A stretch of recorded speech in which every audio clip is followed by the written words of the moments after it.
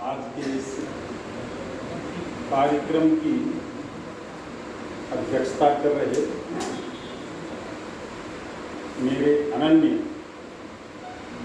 प्राध्यापक श्री रामजान बाबू, मंच पर सम्मानित आदरणीय युवा सन्यासी श्री राघवेंद्र जी, बनारस हिंदू विश्वविद्यालय के शोध छात्र और शिक्षक श्रीमंत तिवारी जी, मित्र और भाई जहानाबाद राष्ट्र कवि संगम के अध्यक्ष श्रीमान प्राध्यापक रविशंकर जी, एस.एन. सिन्हा महाविद्यालय के पूर्व प्रभारी प्रधानाचार्य डॉक्टर सुमन जी, दर्शक दीर्घा में हमारे अवसर के अभिभावक आदरणीय गिरिजा बाबू, बाकी सभी मेरे अनुज बंधु और मेरे भारत के भविष्य,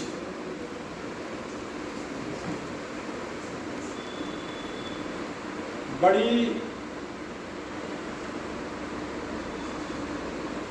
गंभीर भी है और ज्वलंत भी शब्द है समर शेषन।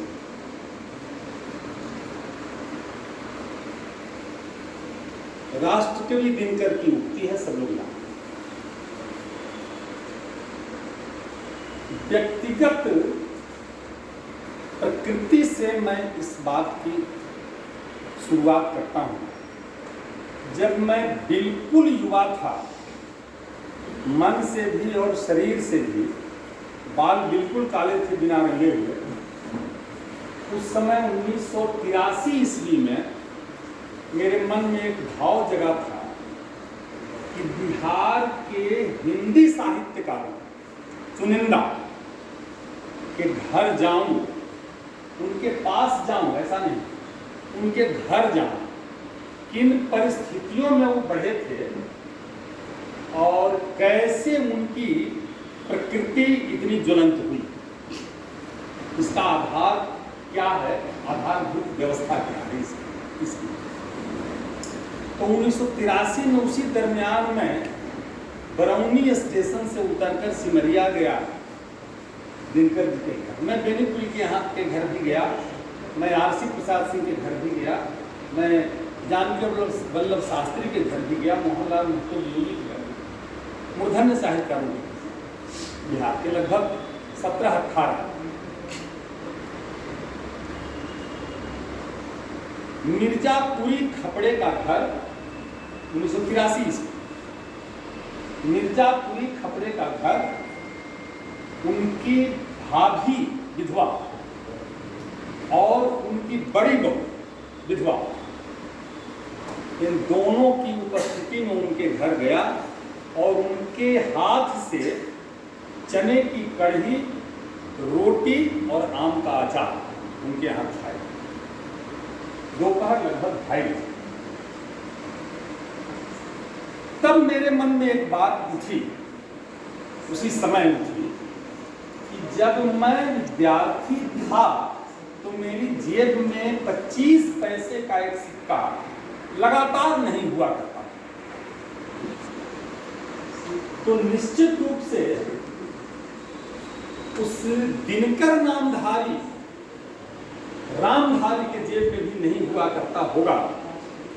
ये 1983 में यह व्यवस्था की, तो बाकी दिल्ली में उदयाचल प्रेस जो हो या दिनकर चौक पटना में जो हो, प्रारंभिक व्यवस्था उनकी क्या थी, ये मेरे मन में बात केवल कौंधी नहीं स्थापित हुई। मैं सीधे सीधे जिस भूमिका का निर्धारण किया गया है आदरणीय राजकिशोर बाबू के द्वारा, मैं सीधे उस बात पर पहुंचता हूं। एक बोलने वाले की एक प्रवृत्ति होती है, प्रकृति नहीं। प्रवृत्ति होती है कि बोलने के क्रम में बहक जाते हैं इधर, जैसे वैयाकरण बहक जाते हैं। मेरे पास एक उदाहरण है, मैं विपाट में गया में गेस्ट फैकल्टी भी हूँ और वहाँ का एक ग्रुप है, उसमें एक मैसेज आया है कि हम ऐसे साहित्य पढ़ते हैं जिसमें लिखा हुआ है, एक वैयाकरण ने व्याकरण की पुस्तक में लिखा है, लोकोक्ति स्वतंत्र वाक्य होते हैं। सभी विद्वान इस जगह पर बैठे हुए हैं, गलती क्या है मने मने सोच लेंगे। वैयाकरण की पुस्तक में लिखा है लोकोक्ति स्वतंत्र वाक्य होते हैं। दूसरा वाक्य है आ, ई आदि जब मनुष्य की वागिंद्रिय द्वारा व्यक्त होते हैं तो ये ध्वनियां कहलाती हैं। इन दोनों में गलतियां क्या हैं आप देखिए। ऐसा साहित्य जब पढ़ने को मिलता है तब लगता है कि साहित्य के क्षेत्र में समरशीर्ष।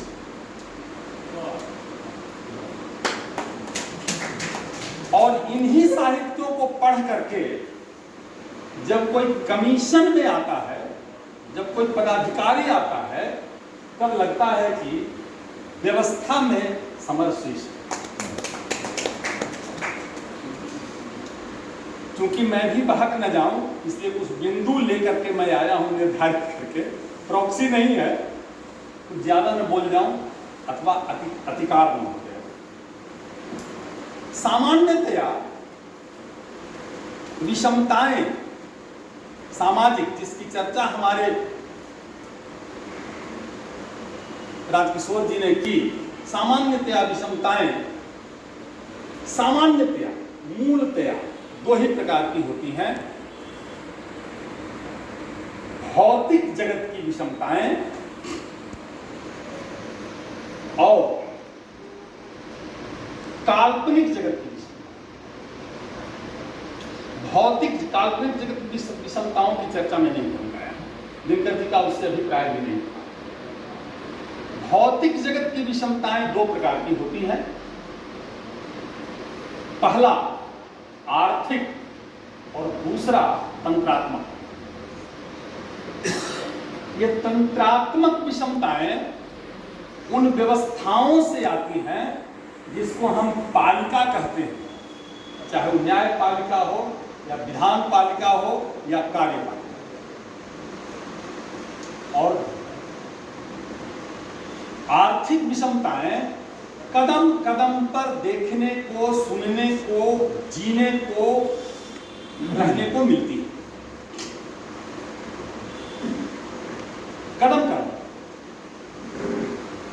और इनके दोनों के चरित्र का मूल आधार है, इन दोनों के चरित्र का मूल आधार है भ्रष्टाचार, अनाचार, अत्याचार। न तो ये तब कम था न आज कम था, इसलिए समझ।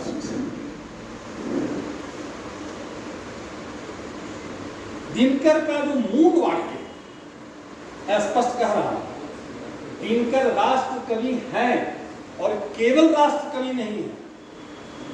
कुछ शब्दों में हो सकता है, कुछ मत में हो सकता है, लेकिन व्याख्या वही होगी। कुछ शब्दों के मत में अथवा शब्दों के अर्थ लगाने में अंतर हो सकता है। दिनकर केवल राष्ट्र कवि नहीं है, दिनकर राष्ट्रवादी कवि। मैं जरा सा हमारी बात को गंभीरता से हमारे भाई सुन रहे हैं, हम गंभीरता से सुन रहे हैं जी। उस गंभीरता का एक उदाहरण भी दे दे रहा हूं, उस गंभीरता का सुन रहे हैं उसका एक उदाहरण दे दे रहा हूं। आज से 11 वर्ष पहले इस कैंपस में प्रतिदिन 3 घंटे लगातार साम्यवाद और राष्ट्रवाद में बहस हुई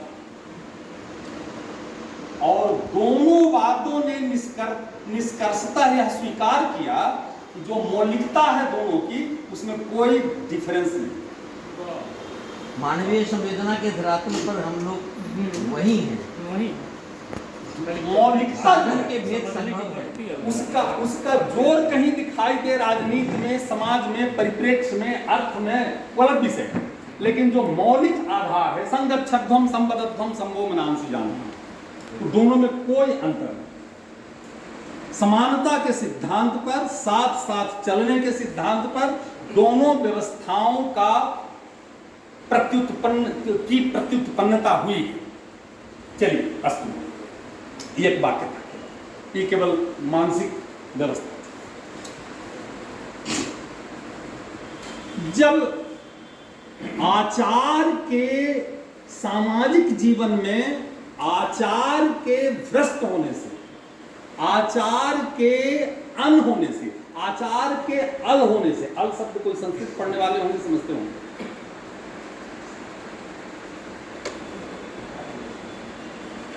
अलम्बसक योगाच्चर, आचार के अल होने से जो विभेदकारी विषमताएं पैदा होती हैं वहीं से सवाल प्रारंभ होता है। मनुष्य को जब दुराचार, अनाचार, अत्याचार, भ्रष्टाचार से सामना होता है तो सबसे पहले मन में विक्षोभ, इस विक्षोभ का समन नहीं होने से विद्रोह होता है, और इस विद्रोह का भी समन नहीं होने से समर होता है, और समर भी जब अति हो जाता है, उसका भी रास्ता नहीं निकलता, तब युद्ध। और दिनकर ने इन तीनों व्यवस्थाओं को देखा। दिनकर ने इतना ही तक, थोड़ी मर्यादा में राजकिशोर जी ने कहा था भूमिका में, दिनकर ने केवल इतना ही नहीं लिखा है, दिनकर ने लिखा है कि हटो व्योम के मेघ पंख से स्वर्ग लूटने हम आए। रेडिकल लेफ्ट, लूट शब्द का प्रयोग दिनकर ने किया। हटो व्योम के मेघ पंख से स्वर्ग लूटने हम आए। लूटने आते हैं, जो निश्चित रूप से असंवैधानिक शब्द है भारतीय, वर्तमान भारतीय संविधान के अनुसार। मैं मनु के संविधान की केवल बात नहीं कर रहा, वर्तमान भारतीय संविधान के अनुसार भी वह शब्द बिल्कुल असंवैधानिक और दंडात्मक भी, लेकिन दिनकर ने इसका प्रयोग किया। और केवल इतना ही नहीं कहा कि हटो व्योम के लिए, तुम नहीं हटोगे तो हमारी ये जो भारत निर्माण के लिए खड़ी 25 वर्षों तक की जो युवा पीढ़ी है, 30 वर्षों तक, ये क्या क्या कर सकता।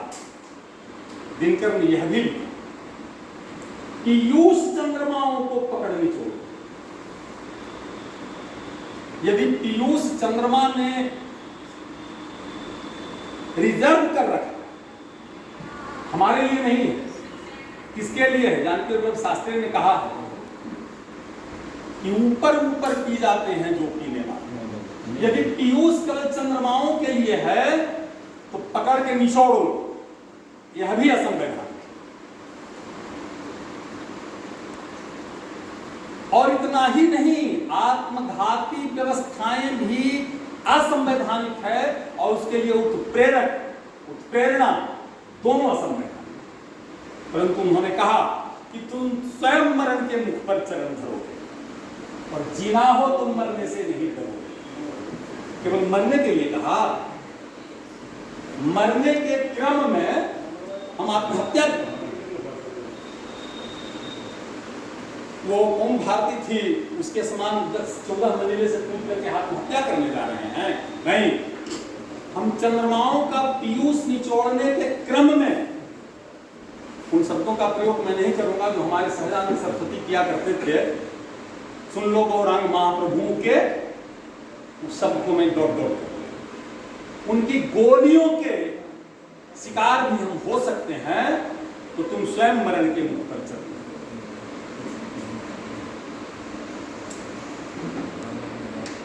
परंतु क्या दिनकर का यही तथ्य है? परंतु क्या दिनकर का यह सत्य समीक्षात्मक तथ्य है? प्रत्येक सत्य तथ्य नहीं होता, इस पर ध्यान देने की आवश्यकता है क्या दिनकर का यह सत्य समीक्षात्मक तथ्य है?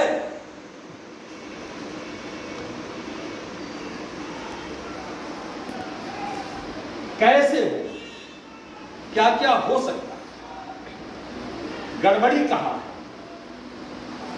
ये सब व्यवस्थाएं हैं हमारे लिए। इस समर शेष है। समर क्या है इसको समझना आवश्यक। समर क्या?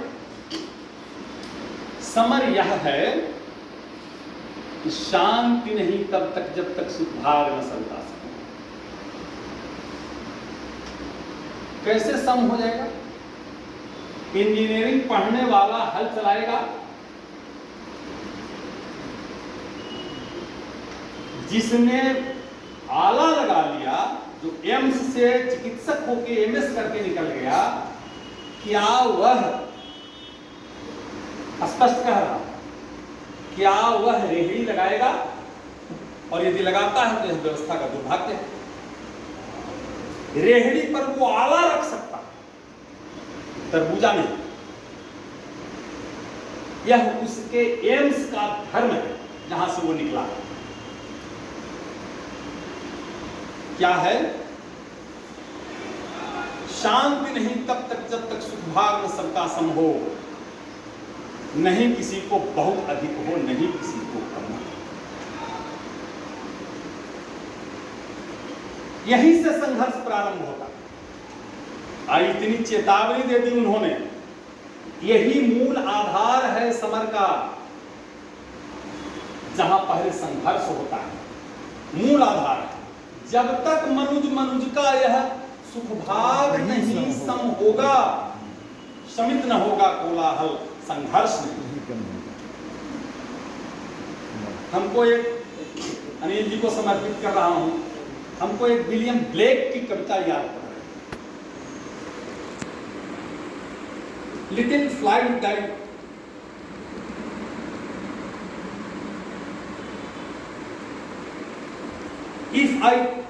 If thought is life and strength and breath, and want of thought is death, शब्द का प्रयोग। If thought is life and strength and breath, and want of thought is death, then am I a happy fly if I live or if I die?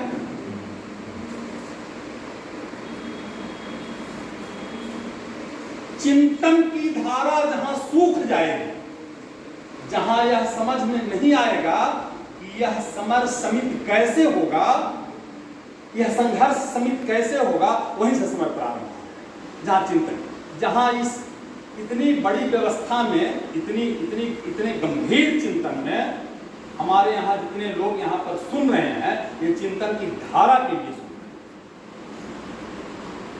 हैं। नहीं जुड़ते हैं लोग वैचारिक आधार पर, वैचारिक आधार पर जुड़ते नहीं, लेकिन चिंतन की धारा यहीं से ठीक होनी चाहिए। क्या क्या हम कर सकते हैं?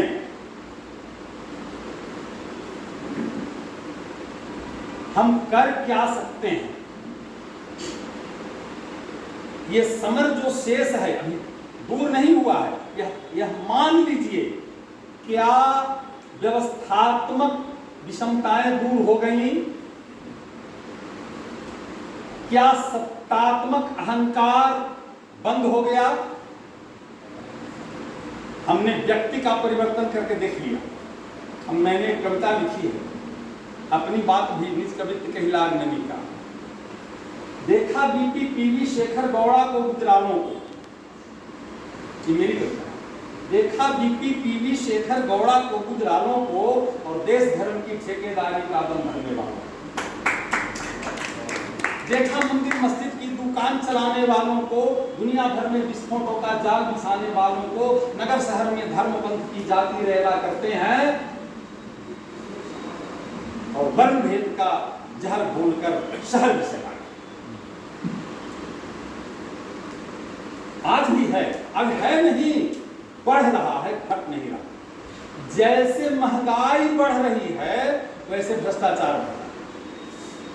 जब मैं 8वें दर्जे के स्कूल में पढ़ता था, ग्रामीण स्कूल में, तो दोपहर में रेहड़ी लगाता था एक व्यक्ति, वो कचालू बेचता था,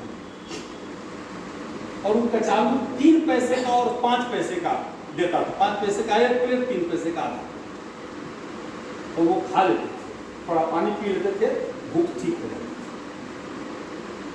वो 3 पैसे का आधा प्लेट आज कम से कम 30 रुपए का मिलता। ये महंगाई बढ़ी। जो काम मिठाई दे देने से हो जाता था कार्यालयों में, वो अब मिठाई देने से होता। महंगाई वहां भी बढ़ी। तो ये घटी नहीं है, दुर्व्यवस्थाएं बढ़ रही हैं, विषमताएं बढ़ रही हैं। तब ये लगता नहीं था। दिनकर 1972 में मेरे विद्यालय में आए थे, अग्रवाल स्कूल बेला का मैं विद्यार्थी रहा हूं। 1954 का यह काव्य है। तब यह लगता नहीं था कि भ्रष्टाचार इस कदर बढ़े। तब कहां कहां, इसके गिनाने की आवश्यकता नहीं है, विद्यालय में, देवालय में, शौचालय में, मदिरालय में, शौचालय में भी टैक्स लगा, शायद वापस ले लिया गया। शौचालय में, मदिरालय में, कहीं पर भी सर्वत्र भ्रष्टाचार। कफन पर तो ये घट नहीं रहा, और इसीलिए ये समर शेष है। और इसमें एक और बात मैं कोशिश कर रहा हूं कि समय कम लगे, बड़ी गूढ़ बात केवल कह रहा हूं, उदाहरण नहीं दे रहा हूं। एक और बात है, इन्होंने उस लाइन में आगे कहा है कि पाप का भागी केवल व्याध नहीं, पाप का भागी केवल व्याध। व्याध का मतलब व्याघ्र नहीं, व्याध का मतलब वह मनुष्य जो बाण से पक्षियों को बींधता है, निर्दोष पक्षियों को बींधता है, जिसमें कोई दोष नहीं है, वो उसको बींधता है। किस लिए बींधता है वो अलग विषय, बींधता है तो हम व्याध को पापी कहते हैं, नहीं पाप का भागी केवल। कैसे निर्दोष को बींधा जाता है? एक बहुत छोटी सी बात, उदाहरण, उसको व्याध को पापी क्यों कहा गया, ये एक छोटा सा उदाहरण दे देता हूं। जितने 84 लाख दुनिया बताए अभी राजेश्वर जी ने, जितनी प्रकृति है, तो सबकी अपनी, जितने जीव हैं उनकी अपनी अपनी प्रकृति। जिनके नख और दंत नुकीले होते हैं वे हिंसक। जिन जीवों के नख और दंत नुकीले होते हैं वे हिंसक होते हैं, मांसाहारी तो सब कुछ। और जो हिंसक होते हैं वो परोक्ष वार करते हैं, और जिनके नख और दंत चपटे होते हैं वे हिंसक नहीं होते। ये प्रकृति। व्याध 2 पैर वाला जीव है, लेकिन वो हिंसक है, उसने अपनी प्रकृति को बदल दिया है, इसलिए वह पाप। तंत्रात्मक व्यवस्था इसलिए बनाई गई है कि जनता को कष्ट न हो। के नारायण का उपन्यास पढ़ सकते हैं, द होम कमिटी। जनता को the rules are made for the people. वो बस पर जो जाड़े में कुत्ता लेके बैठ गया था, वो कहानी आप पढ़ सकते हैं। आके नारायण, के नारायण ने आके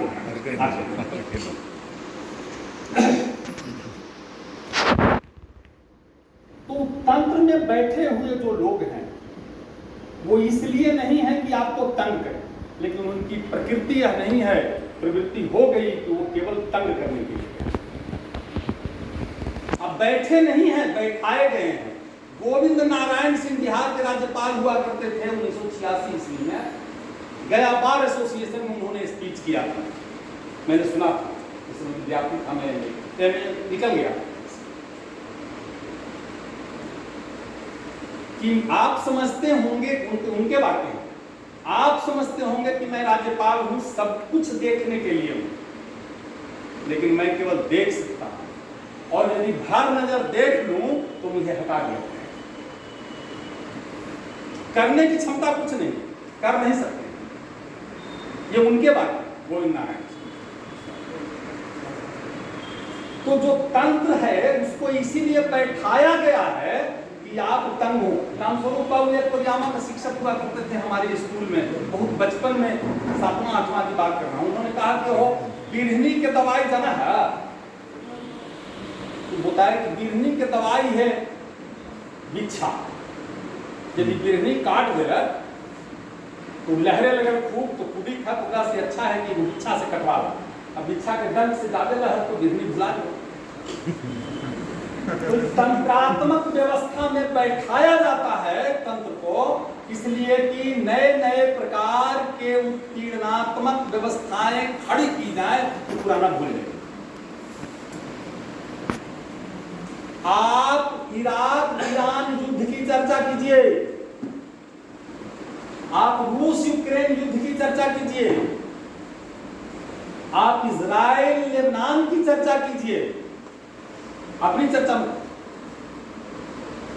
यह तंत्रात्मक व्यवस्था, और इसी तंत्रात्मक व्यवस्था में मैंने फेसबुक पर लेख लिखा है, 3 एपिसोड और जारी है। इसी तंत्रात्मक व्यवस्था में सहभागी, सहमार्गी, सहगामी वह भौतिक तंत्र भी है, वह सामाजिक तंत्र भी है जो हमारे बीच में नवधनाढ्य शब्द का प्रयोग मैं सभी वर्ण वर्ग के लोग हैं, इसलिए खास शब्द का प्रयोग मैं नहीं कर रहा हूं, लेकिन इच्छा कर रही है उसको अन्यथा मत लीजिएगा, समझाने के लिए। बड़ बभना छोट बभना गया नहीं है। जो मजबूत थे वो बाकी को रैयत समझते थे, लेकिन जो इस व्यवस्था से निकले, किसी प्रकार उभरे, अच्छे हो गए, वो भी उनकी देखा देखी करने लगे, नीचे वाले की नहीं। और उसी के कारण समाज में असहिष्णुता की व्यवस्था, अस्वीकार्यता की व्यवस्था बढ़ी, और परिणाम उसका आज है, बहुत सार्वजनिक मंच पर नहीं कह सकते, परिणाम आप आंखों से देख सकते हैं। घर घर में, बाहर बाहर में, सड़क पर क्या होगा, दिनकर ने समाधान भी दिया।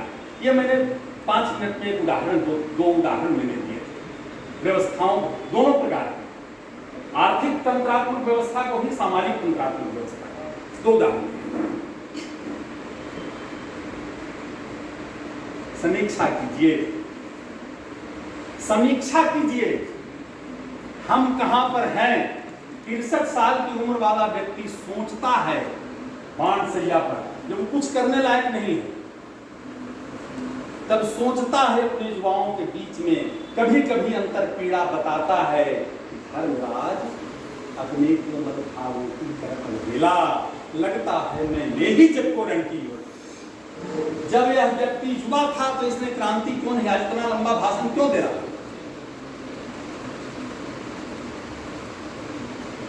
यह भी पढ़ा,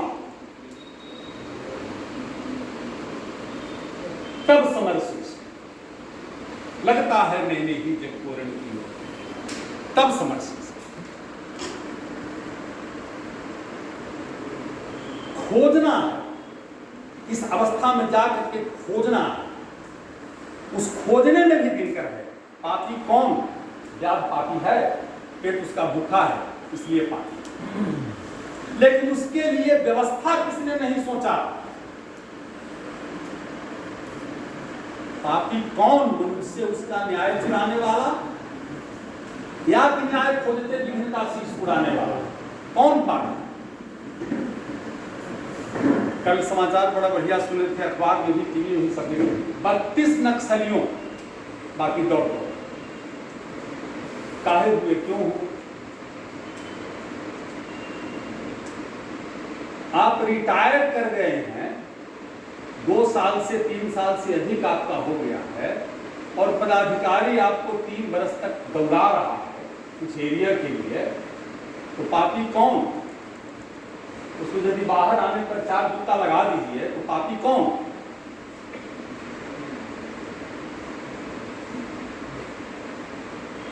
कि खोजना होगा, और इस तंत्रात्मक केवल भाषण देने से नहीं, केवल इस तंत्रात्मक व्यवस्था के प्रति खड़ा होना होगा।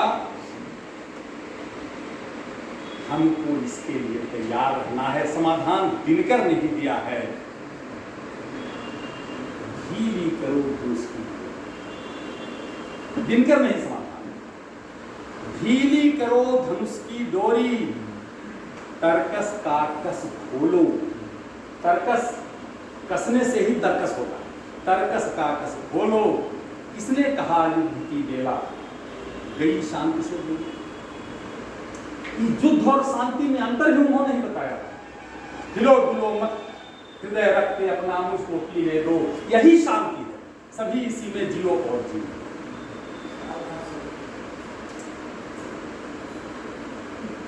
क्या क्या करें हम,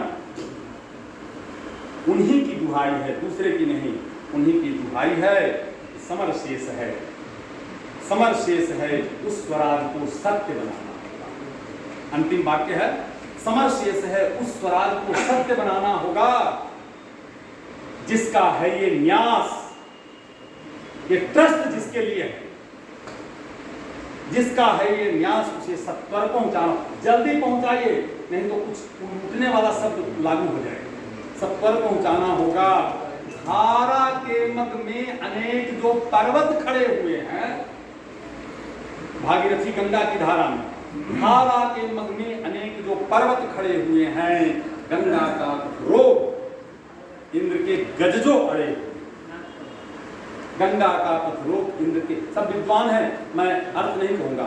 गंगा का पथ रोक इंद्र के गजजो खड़े हुए हैं, कह दो उनको झुके, कह दो उनको झुके, अगर तो जग में यश पाएंगे। कह दो उनको झुके, अगर तो जग में यश पाएंगे। अब अड़े रहे, यदि अड़े रहे तो ऐरावत से पल में बन जाए, ऐरावत जैसे बन जाए।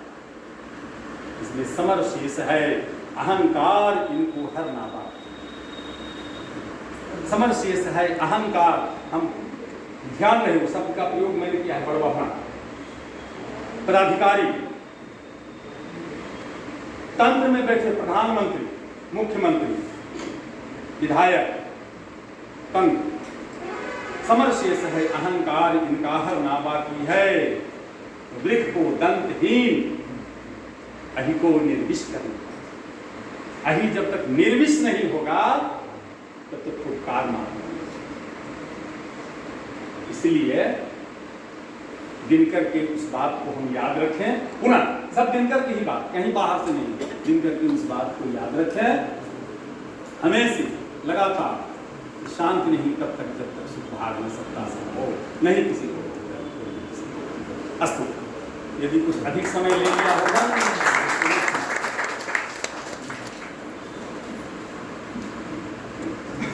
बहुत बहुत धन्यवाद श्री रघुनाथ शर्मा जी। आपको जब भी सुनता हूँ तो लगता है कि पहली बार सुनूं और सुनूं।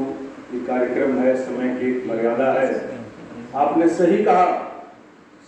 आज दिनकर ने साफ लिखा कि दोषी वो लोग हैं जो तटस्थ बैठे हुए हैं। अंग्रेजी में कहावत है,